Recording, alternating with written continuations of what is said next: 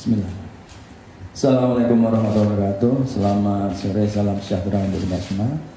Yang saya hormati dan saya cintai rekan-rekan media. Pada kesempatan sore ini, sebagai pertanggungjawaban kepada publik, kami akan mengumumkan terhadap penahanan salah seorang tersangka dugaan tindak pidana korupsi dalam pengadaan peralatan kesehatan dan laboratorium Rumah Sakit Tropik Infeksi di Universitas Airlangga tahap 1 dan tahap 2 tahun anggaran 2010. Ini adalah kasus yang cukup lama dan menjadi utang kami untuk diselesaikan. Dan baru hari ini akan kita selesaikan. Hari ini tersangka BGR, Kepala Badan Pengembangan dan Pemberdayaan Sumber Daya Manusia Kesehatan Kementerian Kesehatan terkait dugaan tindak pidana korupsi dalam pengadaan peralatan kesehatan dan laboratorium RS Tropik Infeksi di Universitas Airlangga tahap 1 dan 2 tahun anggaran 2010. Sebelumnya KPK menetapkan BGR sebagai tersangka dan telah diumumkan pada sekitar bulan Desember 2015. Ini cukup lama ya, sudah hampir 5 tahun. Untuk kepentingan penyidikan, KPK melakukan penahanan tersangka BGR selama 20 hari terhitung sejak tanggal 9 Oktober 2020 sampai dengan tanggal 28 Oktober 2020 di rutan cabang KPK di gedung ACLC KPK Kapling C1. Sebagai protokol kesehatan untuk pencegahan COVID-19, maka tahanan akan terlebih dahulu dilakukan isolasi mandiri selama 14 hari di rutan cabang KPK pada gedung ACLC KPK Kapling C1 tersebut.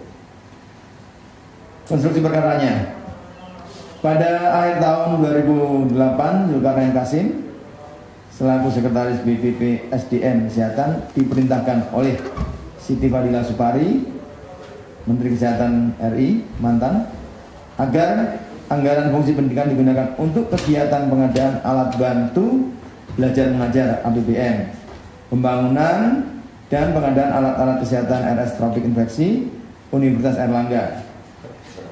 Seluruh anggaran tersebut diperintahkan untuk dimasukkan ke dalam anggaran satuan kerja Badan PPSDM Kesehatan. Selain itu, Zulkarnain Kasim juga diperintahkan oleh Siti Fadila Supari untuk mengamankan pengadaan APBN dan pembangunan Rumah Sakit Tropik Infeksi UNAIR karena yang mengawal anggarannya adalah Muhammad Nasaruddin. Kemudian BGR menugaskan Zulkarnain Kasim untuk melaksanakan arahan Siti Fadila Supari tersebut. Pada awal tahun 2009, BGR bertemu dengan Muhammad Nasaruddin untuk membicarakan rencana pemberian anggaran tambahan untuk Universitas Airlangga yang akan dipenuhi melalui DIPA BPP SDM Kesehatan. Pada kesempatan tersebut juga sudah dibicarakan rencana pengadaan pembangunan RS Tropik Infeksi Universitas Airlangga yang akan dilaksanakan oleh pihak Muhammad Nasaruddin. Pada sekitar awal tahun 2010, Minarsi bertemu dengan Zulkarnain Kasim, Samsul Bari, dan Wadianto di ruang kerja Zulkarnain Kasim. Dalam pertemuan tersebut, Zulkarnain Kasim memberitahu Samsul Bari dan Wadianto bahwa Muhammad Nasaruddin yang membantu proses pencairan anggaran di BPP SDM Kesehatan dan anak buahnya yaitu Minarsi yang akan menangani lanjutan pembangunan RS Tropik dan Infeksi di UNAIR beserta peralatan kesehatan dan laboratorium RS Tropik Infeksi di UNAIR dari DIPA tahun anggaran 2010 BPP SDM Kesehatan. Pada sekitar bulan September 2010, panitia pengadaan dengan dibantu oleh Hernowo dan Yoyo, pihak Anugerah Group atau M. Nasaruddin mulai menyusun HPS. Dari penyusunan HPS untuk pengadaan tahap 1 diperoleh harga 39,9 miliar. Lelang pekerjaan tahap 1 dimenangkan oleh PT Buana Ramosari Gemilang dengan harga penawaran 38,8.